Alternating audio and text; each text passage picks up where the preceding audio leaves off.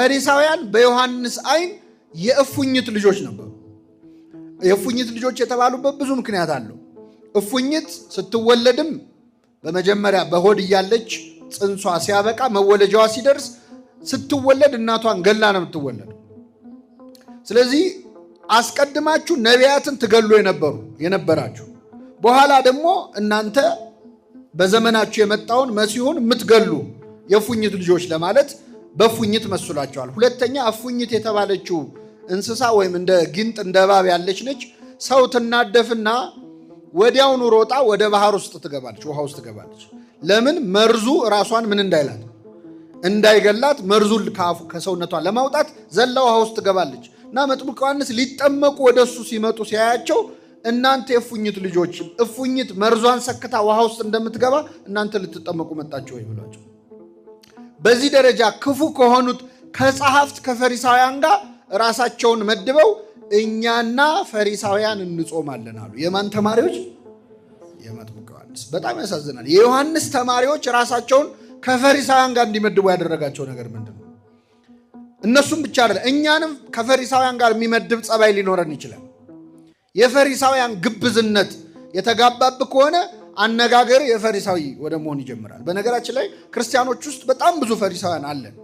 ጸሐፍት ፈሪሳውያን አንጠመጥምም እንጂ ጺማችን ትንሽ አላደገም እንጂ ነገረ ስራችን የፈሪሳውያን የሆኑ ሰዎች አሉ። አንዱ የፈሪሳውያን መገለጫ ግን ምንድን ነው ካላችሁ እኛ እንጾማለን ማለት ነው። እኛ ምን እንላለን? እንጾማለን። ፈሪሳውያን አፍ አውጥተው እንጾማለን፣ እንጸልያለን፣ እንዲናረጋለን ብለው ይናገራሉ። አንድ ክርስቲያን ጽድቁን እሱ ካወራው ያደረገው መልካም ስራ ካወራ ከነማ ጋር እየተመሳሰለ ነው ማለት ነው። የጸሐፍት ፈሪሳውያን ስራ ነው። ሲጸልዩ ራሱ ጽድቃቸው እንደሚናገሩ ታውቃላችሁ። ትዝ ይላችኋል። ያ ቀራጭና ያ ፈሪሳዊ ሊጸልዩ በቤተ መቅደስ ቆሙ ይላል። ኃጢአተኛው ቀና ብዬ የሰማይ ርዝመት አይ ዘንድ አገባቢ አይደለም እንዴት አያለው አምላኬ ይላል። ፈሪሳዊው ግን በሳምንት 2 ምን እላለሁ? እጾማለሁ፣ ለድሆች እሰጣለሁ፣ 10ቱ ትእዛዛትን ፈጽማለሁ። እግዚአብሔር ፊት ቆሞ ጽድቁን ነው እንጂ ኃጢአቱን አያወራም። እንዲህ አይነት ስሜት ይሰማን እንደሆን ፈሪሳውያንን ነው ነን ማለት ነው። እንደዚህ ከመሆን ይሰውረን። እጾማለሁ፣ እጸልያለሁ፣ አስቀድሳለሁ፣ እንዲያደርጋለሁ የሚል ቃል ከአፋችን የወጣ ቀን ሌላው ያመስግንህ አፍህ አይደለም ይላል ጠቢቡ ሰሎሞን። እስኪ በሉ ሌላው ያመስግንህ አፍህ አይደለም። መመስገን ካለብን በማናፍ ነው? በሌላ ሰዎች ያመስግኑ። ራሳችን ስለ ራሳችን በጎ የምናወራ ከሆነ ግን ጸሐፍት ፈሪሳውያን እና ጽድቅህ የሚታይ ከሆነ እንደውም ፈሪሳዊው እጾማለሁ፣ ሕግህን ጠብቃለሁ፣ እንደዚህ ቀራጭ ስላላደረከኝ አመሰግናለሁ። ይህም ትክክለኛ የሰዎችን ኃጢአት እያየን በራሳችን ጽድቅ የምንጽናና ከሆነ አቤት እኔ እኮ ኃጢአተኛ ነኝ ብዬ ያስብ ነበር፣ ሰው ለካ እንዲህ አይነት ችግር ውስጥ ያለው ብለን በሰዎች ኃጢአት የምንጽናና ከሆነ የምንመጻደቅ ከሆነ እንኳን እንዲህ ያላደረከኝ የምንል ከሆነ በሰዎች ውድቀት የራሳችን ቅድስና የሚታየን ከሆነ ፈሪሳውያን መስለናል ማለት ነው። እና የዮሐንስ ደቀ መዛሙርት በትክክል ዮሐንስ ሰርቶ ቀጥቶ ያሳደጋቸው መንፈሳዊነት ያስተማራቸው ትህርምት፣ ጾም፣ ጸሎት ያሳያቸው ተማሪዎቹ ነበሩ። በግብዝነታቸው ግን ከፈሪሳውያን ጋር ተመሳሰሉ። ጽድቃችሁ ከጸሐፍት ፈሪሳውያን ጽድቅ ካልበለጠ የእግዚአብሔርን መንግሥት ምን አትሉም ብሏል ጌታ፣ አትወርሱም ብሏል። ከፈሪሳውያን መሻል የምንችለው ትሑታን የሆንን እንደሆነ እና መጡና ወደ ጌታ እኛና ፈሪሳውያን የምንጾመው የአንተ ተማሪዎች ግን የማይጾሙት ለምንድን ነው? እኔ ይህንን ቃል ሳነብ ሌላ የመጽሐፍ ቅዱስ ቃል ትዝ ይለኛል። የሉቃስ ወንጌል ምዕራፍ 11 ላይ ተመሳሳይ ጥያቄ የጌታ ደቀ መዛሙርት ደግሞ ጠይቀውታል። የክርስቶስ ደቀ መዛሙርት ጠይቀውታል። የሉቃስ ወንጌል ምዕራፍ 11 ከቁጥር 1 ላይ አባታችን ሆይ ያስተማረበት ምክንያት ማለት ነው።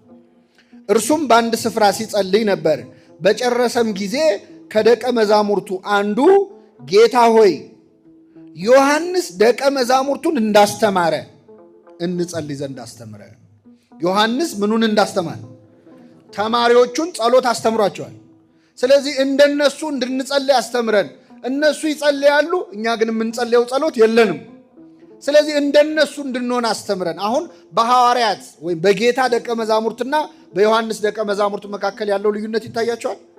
እነዚህኞቹ እኛ እንጾማለን፣ ያንተ ተማሪዎች ግን ምን አይሉ? አይጾሙም። እነዚህ ግን እኛ የምንጸልየው ጸሎት የለንም፣ እነሱ ግን ምን ይላሉ? ይጸልያሉ። ከሁለቱ ትሑታን የትኞቹ ናቸው? የጌታ ደቀ መዛሙርት ናቸው። የወንድምህ በጎ ስራ የሚታይ ከሆነ ከአንተ ይልቅ ወንድምህ የተሻለ እንደሆነ የሚታይ ከሆነ ለእግዚአብሔር ምን እየሆንክ ነው የምትመጣው? ቅርብ እየሆንክ ነው የምትመጣው። ከእኔ ይልቅ ወንድሜ ማለት አንድ አባት ገዳም ውስጥ ካሉ መነኮሳት መሃል ነው። ወጣን ጀማሪ መነኮሳት መሃል ነው። ወደ አበምኔቱ መጣና ምን አላቸው? አባቴ እገሌ የተባለው አባት በጣም የጸሎት ሕይወት አለው፣ እገሌ የንጽህና ሕይወት አለው፣ እገሌ የጾም እንትን አለው፣ እገሌ የመታዘዝ፣ እገሌ ተአምር የመስራት፣ አባ እገሌ ደግሞ እንዲህ ማድረግ፣ እኔ ብቻ ነኝ እዚህ ገዳም ውስጥ አንድ ጸጋ የሌለኝ፣ ምን ይመስሎታል አላቸው። አይዞ እግዚአብሔር ጸጋ ይሰጣል ብለው ጸሎት ሰጥተው ሸኙት። ከሸኙት በኋላ ለቀሩት መነኮሳት ምን አሏቸው? እዚህ ገዳም ውስጥ ከዚህ አባት የበለጠ ጸጋ ያለው ሰው የለውም። የእሱ ጸጋ የሌሎችን ቅድስና መቁጠር ነው። ሌሎች ከሱ ምን እንደሚሉ እንደሚሻሉ፣ ከዚህ የሚበልጥ ጸጋ አለ የለም። ማንም ከእርሱ ይልቅ ባልንጀራው እንዲሻል በትሕትና ይቁጠር ነው የሚለው። እዛ ጸጋ ላይ ደርሷል። ስለዚህ የራሱ ቅድስና አይታየው እና የጌታ ተማሪዎች ሐዋርያት ራሳቸውን ዝቅ የዮሐንስን ደቀ መዛሙርት ብቅ አድርገው የዮሐንስ ተማሪዎች ይጸልያሉ፣ መምህራቸው ጸሎት አስተምሯቸዋል፣ እኛም እንድንጸልይ አስተምረን አሉት። እሱም ስትጸልዩ እንዲበሉ በሰማያት የምትኖር ምናችን ነው የሚለውን ጸሎት የሐዋርያት ትሕትና አባታችን ነው የሚል ጸሎት አመጣ። የዮሐንስ ደቀ መዛሙርት ግን ከመጀመሪያው በነገራችን ላይ ደስተኛ አልነበሩም። ጌታ ሲመጣ ጀምሮ ደስ አላላቸውም። እነሱ የመጥምቁ ዮሐንስ ታማኝ ተማሪዎች ስለነበሩ ከእሱ ጋር ብቻ ተጣብቀው መቀጠል ይፈልጉ ነበር እና አብረውት በዋለበት እንግዲህ እየዋሉ በዛ በምድረ በዳ ሲያጠምቅ እያስተባበሩ ሕዝቡ ሲመጣ እያስተናገዱ በጣም የዮሐንስ ታማኝ አገልጋዮችና ተማሪዎች ሆነው ነበረ። ዮሐንስም በንጽህናው በቅድስናው እነሱን ጾም አስተምሯቸዋል። እንዳሉት ሐዋርያት እንደመሰከሩት ጸሎት አስተምሯቸዋል። ይጾማሉ፣ ይጸልያሉ። ግን ጌታ ከመጣ በኋላ የዮሐንስ ደቀ መዛሙርት ትንሽ ታውከው ነበር። ይኸው ምንድነው? የክርስቶስ ተማሪዎች ቁጥራቸው እየበዛ የዮሐንስ ተማሪዎች ቁጥራቸው ምን እያለ እየቀነሰ መጣ።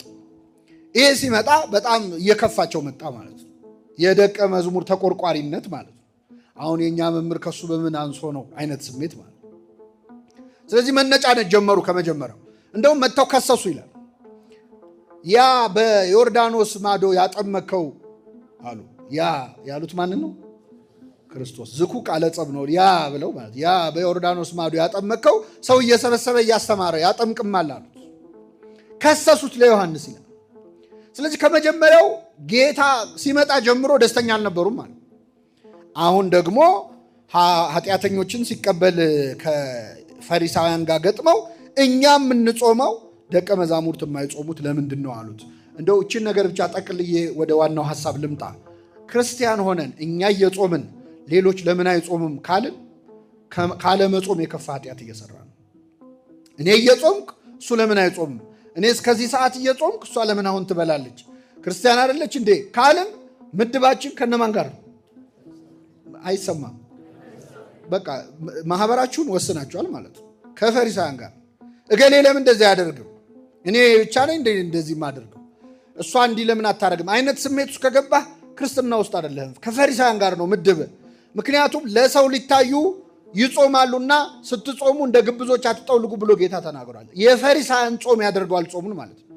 እና መጾማቸው መልካም ሆኖ ሳለ ግን ክሳቸው እኛ የምንጾመው ደቀ መዛሙርት የማይጾሙ ለምንድን ነው አሉት። ኢየሱስም እንዲህ አላቸው። እኔ ይሄ ጥያቄ ግን በእውነታውን በዚህ ዘመን ደግሞ ናፍቆናል። ለምን አይጾሙም የሚል ጥያቄ የሚጠይቅ ሰው አለ አሁን በዚህ ዘመን?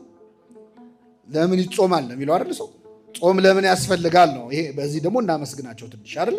ጾም ለምን ምን አስፈለገ? ጾሙ ብሏል ጌታ። የቱ ጋ ነው መጽሐፍ ቅዱስ ላይ ጾሙ የሚለው? መጽሐፍ ቅዱስ ላይ ጾሙ የሚል የለም እንዴ? አለ የለም? አለ። ጌታ እንደውም ዘለለውና ስትጾሙ አለ። እስኪ በሉ ምን ስትሉ? ከጾማችሁ አይደለም ያለው፣ ከጾማችሁ አይደለም ስትጾሙ። ስትጾሙ ማለት እንደምትጾሙ የታወቀ ነው። ካልጾማችሁማ ምኑን ክርስቲያን ሆናችሁት? ምን እኔን ተከተላችሁ? ስትጾሙ እንደ ግብዞች አትጠውልጉ ብሎ ጾሙ ያስፈልጋል አያስፈልግም የሚለውን ጥያቄ ዘሎ ስለ ጾም አፈጻጸም ነው ክርስቶስ ያስተማሩ። ስትጾሙ፣ ስትጸልዩ፣ ስትመጸውቱ እንዲያርጉ እንዲያታድርጉ ብሎ ነው የዘረዘረው። ስለዚህ እኛ እንጾማለን የሚለው ነው ክፉ የሆነው። እኛ ስንጾም እነሱ ለምን አይጾሙም? ትክክለኛ ንግግር አይደለም። ኢየሱስም እንዲህ አላቸው፣ ሚዜዎች ሙሽራው ከነርሱ ጋር ሳለ ሊያዝኑ ይችላሉን አለ። በጣም የሚገርም መልስ ነው። ሚዜዎች በሉ እስኪ ሙሽራው ከነርሱ ጋር ሳለ ሊያዝኑ ይችላሉ? ሙሽራው ከነርሱ ጋር ሳለ አለ። ለምንድን ነው ጌታ ካልጠፋ መልስ ይህንን መልስ የመረጠው? ጥያቄውን የጠየቁት እነማን ናቸው ብያቸዋለሁ። ሳይጽፍ የሚማር ሰው ይህ ነው እኮ ችግሩ። የማን ተማሪዎች ናቸው? የዮሐንስ ደቀ መዛሙርት። ስለዚህ ለዮሐንስ ተማሪዎች እቺ ንግግር ትርጉም አላት።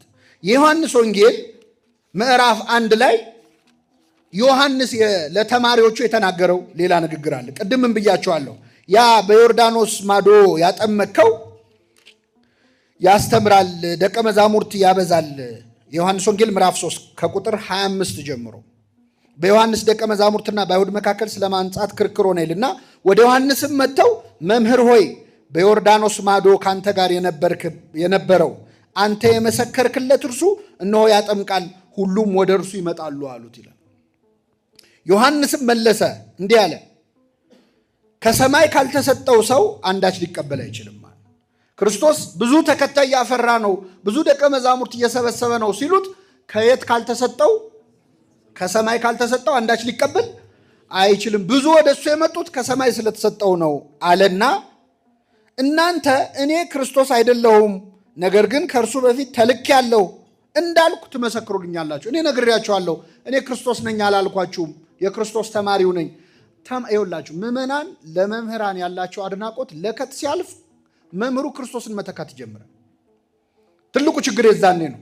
ዮሐንስ በጣም ወደዱትና ሌላ ከአንተ ውጭ አንፈልግም፣ በቂ ነው፣ አንተ ትበቃናለህ ወደ ማለት መጡ። ምን አለ ዮሐንስ? መሰከር አልካደም። እኔ ክርስቶስ አይደለሁም ነግሬያቸዋለሁ፣ ከእኔ በኋላ ይመጣል ብዬ ነግሬያቸዋለሁ ካለ በኋላ ሙሽራይቱ ያለችው እርሱ ሙሽራ ነው። ምኑ ያለችው? ሙሽራይቱ ያለችው እርሱ ሙሽራ ነው። ሙሽራይቱ የተባለች ቤተ ክርስቲያን ናት። ቤተ ክርስቲያን ማለት ምዕመናን ማለት ነው። ስለዚህ ሙሽራይቱ ያለችው እርሱ ሙሽራ ነው። ህዝቡ የሚገባው ለሙሽራው ነው። ከዛስ ቆሞ የሚሰማው ሚዜው በሙሽራው ድምፅ ደስ ይለዋል። እኔ ሚዜ ነኝ፣ እሱ ሙሽራ ነው፣ ህዝቡ ሙሽሮች ናቸው። ሁለቱ ሲገናኙ እኔ በዚህ ደስ ይለኛል፣ ስራ ይሄ ነው አለ። እንግዲህ ይህ ደስታ የተፈጸመ እርሱ ሊልቅ እኔ ግን ላንስ ይገባኛል። ምክንያቱም የሚዜ ስራው ሙሽራይቱም ከሙሽራው ጋር ማገናኘት ብቻ ነው። ወይስ ከዛ በኋላ ስራ አለው? አብሮ ጫጉላ ይሄዳል? ጫጉላ አይሄድም። ሙሽራ ከሙሽሪቱ ከተገናኘ በኋላ ስራው ያበቃል። ስለዚህ ክርስቶስ ሙሽራ ነው፣ ቤተ ክርስቲያን ሙሽሪት ናት። መጥምቁ ዮሐንስ አርኩ ለመራዊ ወይም ሚዜ የተባለ ነው። ሐዋርያትም ሚዜዎች ናቸው እንደዚሁ። ስለዚህ እኔ ሙሽራ አይደለሁም፣ ተጠንቀቁ። ሙሽራይቱ ያለችው እርሱ ምንድን ነው? ሙሽራ ነው። ቆሞ የሚሰማው ሚዜው በሙሽራው ድምፅ ደስ ይለዋል። ይህ ደስታዬ ተፈጸመ፣ እሱ ሊልቅ እኔ ላንስ ይገባል ብሎ ዮሐንስ ለደቀ መዛሙርቱ ተናግሯል። ስለዚህ ለምንድን ነው ያንተ ደቀ መዛሙርት የማይጾሙት ብለው ሲጠይቁት ጌታ ምን አለ?